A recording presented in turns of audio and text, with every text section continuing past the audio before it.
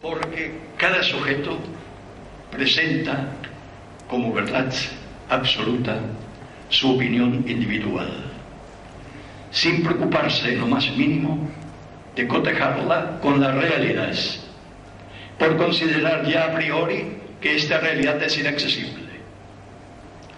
El relativismo gnoseológico ha hundido al hombre contemporáneo en un mar de profunda inseguridad. Al no existir un criterio objetivo para conocer la realidad humana, los derechos humanos caen en el ámbito de la arbitrariedad, del capricho, de las pasiones y del egoísmo humanos. Quien argumente con razones basadas en constataciones objetivas y en realidades palmarias es inmediatamente calificado como intolerante y aún como un dogmático fundamentalista. Y sin embargo, el único camino que permite comprender el universo, la existencia de los seres y el sentido de la vida en su conjunto es abandonar los sueños de la subjetividad y adentrarse en la realidad. Aprender la compleja estructura o textura de la realidad no es tarea fácil, pero tampoco es afán vano, sobre todo si se cuenta con el esfuerzo solidario de los siglos y generaciones. En el plano de la vida social e histórica, el relativismo cultural rechaza, por ejemplo, rotundamente el valor universal de los derechos humanos. Sostiene que la unidad e igualdad esencial de los seres humanos es un arma encubierta para imponer el dominio de la cultura occidental, o sea, una especie de imperialismo cultural. Asegura que cada unidad cultural posee su propia escala de valores y que ella, esta escala propia de valores, es la que debe ser preservada y cultivada por cada pueblo. Se niega, por consiguiente, la universalidad de los derechos humanos. Y esto es muy grave. Para que podamos hablar sobre los derechos humanos con una sola voz, y sobre todo para que podamos preservar realmente la intangibilidad de la persona humana, su dignidad y su libertad, es urgente que nos pongamos de acuerdo sobre lo que el hombre objetivamente es.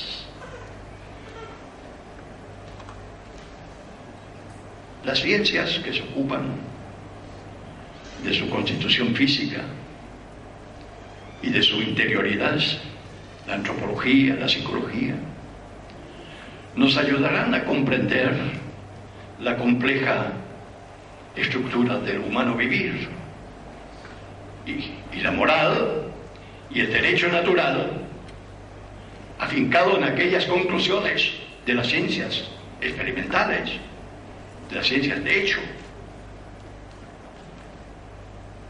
nos mostrarán el sendero que el hombre debería seguir para lograr el pleno desarrollo de todas sus potencias y de sus más profundas aspiraciones o apetencias. Lo que llamamos derechos humanos no es otra cosa que las exigencias cardinales de la naturaleza humana. Nada más. La segunda fuente desde donde se organiza el ataque al humanismo universalista es prohijada por el materialismo dialéctico. El marxismo rechaza los principios de la filosofía humanista Porque para él, para esta concepción, el sujeto de la historia no es el hombre, sino la clase social. Sí, en las obras de Marx y de Engels se habla, ¿no es cierto?, de que el hombre es el creador, el sujeto de la historia, pero es que aquí se entiende la cosa en un sentido completamente diferente, en un sentido no de causa principal y primera, sino más bien de causa instrumental de las leyes que están por encima de él, que afectan la estructura social y a las cuales él debe obedecer absolutamente. Él no es el creador de la historia en sentido real.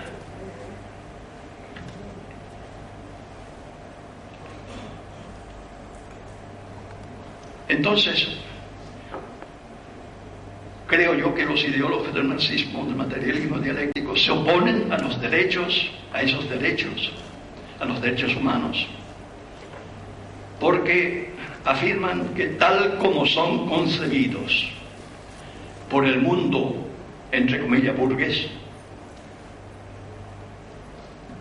no son los derechos reales y carecen realmente de un fundamento social y político que afiance su cumplimiento. Sostienen que los derechos humanos tendrán vigencia real cuando se haya desarticulado la superestructura ideológica e institucional montado por la burguesía y se imponga la seguridad material, social y cultural a través, como se sabe, de la dictadura del Partido Comunista. Solo entonces, cuando se hayan aniquilado los privilegios de la sociedad capitalista, dicen, y la desigualdad inherente a ella, la voluntad omnímoda del partido del proletariado suprimirá la alienación y establecerá la revolución verdaderamente igualitaria entre todos los miembros de la comunidad nacional e internacional. Hay que tener en cuenta que solamente el poder totalitario del partido y el control de la economía por los órganos del Estado, aquí se ha hablado mucho de los excesos de la economía basada en la propiedad privada. Sí, señor, son muchos y hay que corregirlas. Pero se ha hablado poco, creo, de los elementos y aspectos negativos de la economía controlada por los órganos de un Estado todopoderoso.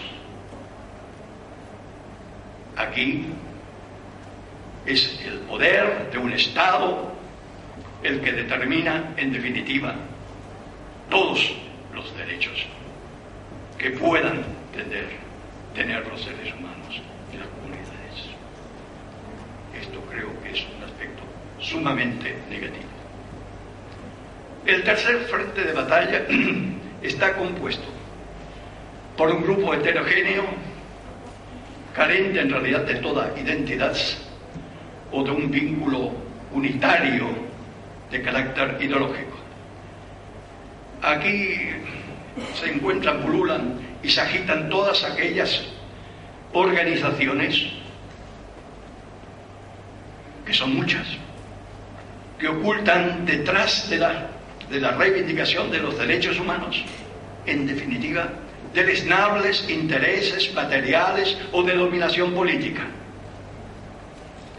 Los que integran este grupo populistas y demagogos de diverso pelaje y catadura, se presentan como acérrimos defensores de los derechos humanos. Pero esto es una cosa puramente teórica. Realmente, lo que está detrás de esto, de esta reivindicación de los derechos humanos, es frecuentemente asegurar jugosas prebendas o un poder político despótico. La defensa de los derechos humanos es una nobilísima tarea que exige mucha circunspección y una permanente vigilancia para no caer en las redes de los que vociferan libertad para imponer tenebrosos poderes o cubrir los tentáculos que son muchos y muy grandes de la corrupción. Las consecuencias de estas ideas que acabamos de exponer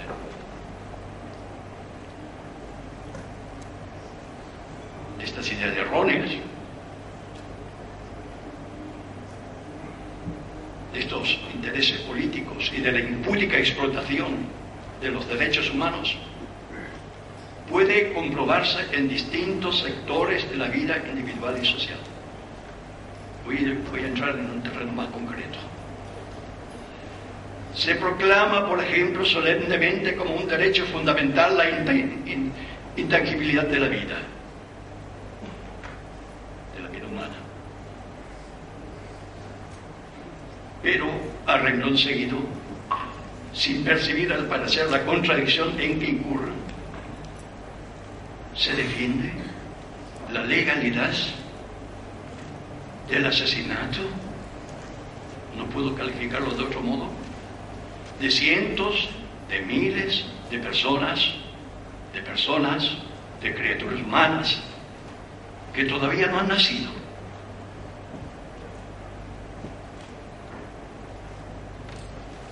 Y tampoco parecen encontrar ninguna dificultad en promover que la ley permita la eliminación, una especie de reciclaje, como se hace con las botellas, de niños enfermos o de ancianos, en la eutanasia.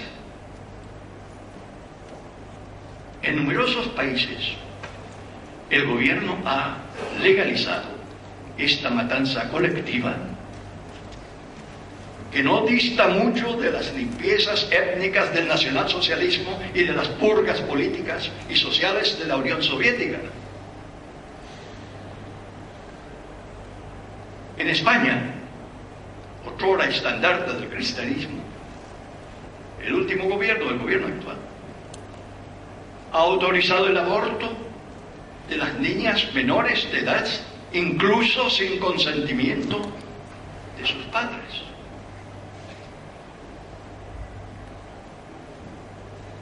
Y esto, a pesar de que la Convención Americana sobre los Derechos Humanos, el Pacto de San José de Costa Rica, en su artículo 4, inciso 1, establece que toda persona tiene derecho a que se respete su vida. Y lo sabemos. El niño, que todavía no ha nacido, es persona desde el momento de su concepción.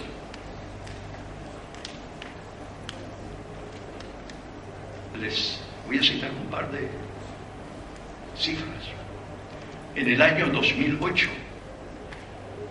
fueron asesinados en el territorio de los 27 países de la Unión Europea 1.207.646 niños no nacidos.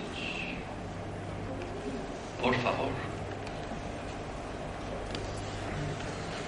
Si se suman a los países, a estos países europeos de la Unión Europea, los que no son miembros de esta Unión, Rusia incluida, el número de vidas sacrificados, eliminados, asciende a 2,9 millones por año. Una cifra que equivale a la población total de Estonia, Chipre, Luxemburgo y Malta conjuntamente. ¿Por dónde vamos?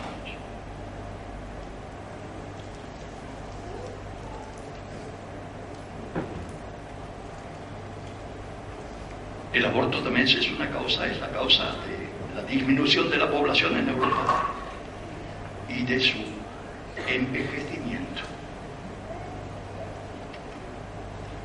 Bien, me dicen que tengo 5 minutos, vamos a cortar.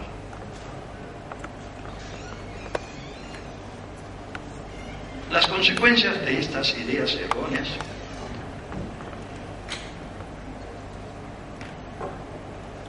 intereses políticos y todo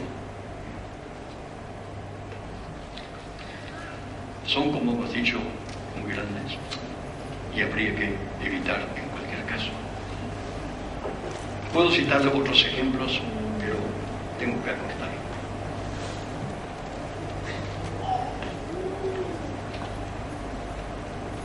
El recurso a los derechos humanos para encubrir afrentosas violaciones al derecho natural tiene lugar en muchos ámbitos.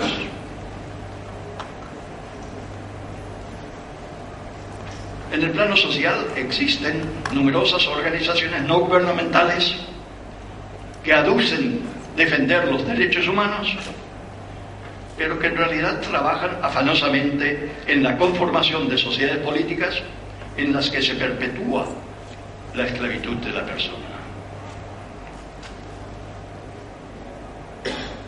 Para dar realidad a sus aviesos propósitos, muchas de ellas no vacilan en buscar la alianza incluso con organizaciones terroristas, encubriendo los crímenes de los mismos bajo el manto depurador de organizaciones que luchan por la libertad de los pueblos. Quiero puntualizar.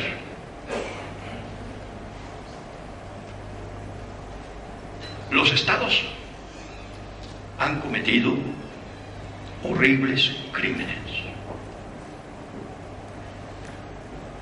pero tenemos que ampliar el concepto de violación de los derechos humanos y de crímenes de lesa humanidad, ampliándolas también a aquellas organizaciones que no están en el gobierno, pero que también han cometido crímenes que deben ser igualmente condenados. Así lo establece incluso los considerandos del Estatuto de Roma, en donde se habla no solamente de los crímenes del Estado, sino también de otras organizaciones. Y en el fallo de la Corte Penal, en el caso Talix, también establece que no solamente el Estado, sino también ciertas organizaciones pueden cometer crímenes de lesa humanidad. Creo que es interesante ampliar un poco este concepto.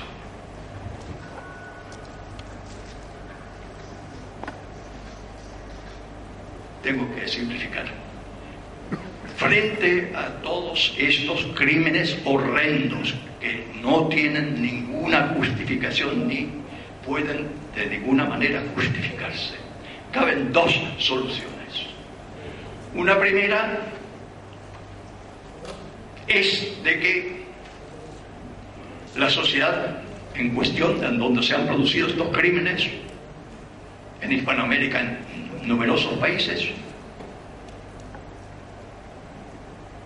se acuerde una amnistía, un olvido.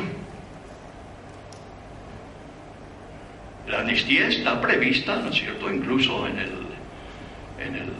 artículo 6.5 del segundo protocolo, anexo a los convenios de Ginebra. Es decir, es una solución que puede existir. Un Estado puede, un gobierno, una sociedad puede decidirse por esta amnistía si considera que con ello se salvaguarda la paz. Pero si no se quiere seguir este camino, si se quiere realmente condenar estos crímenes, mi apelación es: tengamos la suficiente sinceridad para que se condenen no solamente los crímenes de un sector, el oficial, sino condenemos los crímenes de todas las fuerzas, aquellas que todavía no están en el gobierno, pero que también han cometido crímenes, que se incluyan en esas en esa condena a estas organizaciones. Bueno, voy a suspender aquí porque si no vamos a tener problemas. Les agradezco su atención.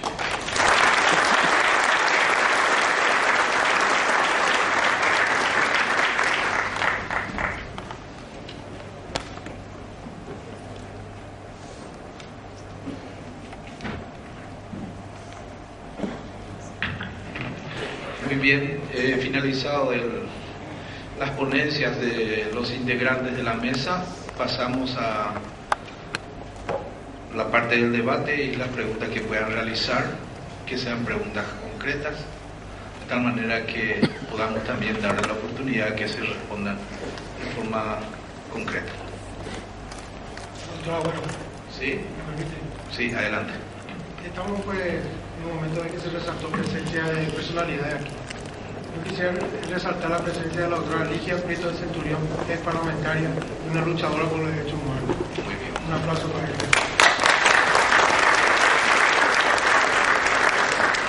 Así también, doctor Agüero, como la presencia de altos jefes militares del Ejército, de la Marina y de la Fuerza Aérea, en demostración del nuevo tiempo de la gloria de la Fuerza Armada. Muy bien.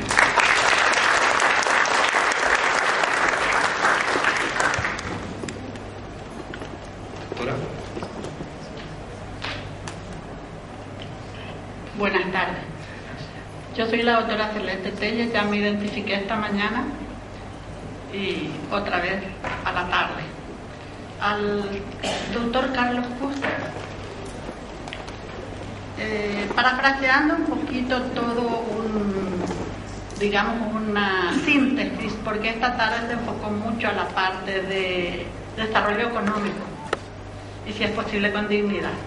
Entonces, parafraseando un poco las tres metáforas de la economía, tenemos que el dios Zeus baja a la tierra y representa la producción económica artesanal, en donde tenemos todavía la autosustentabilidad y el trabajo con dignidad.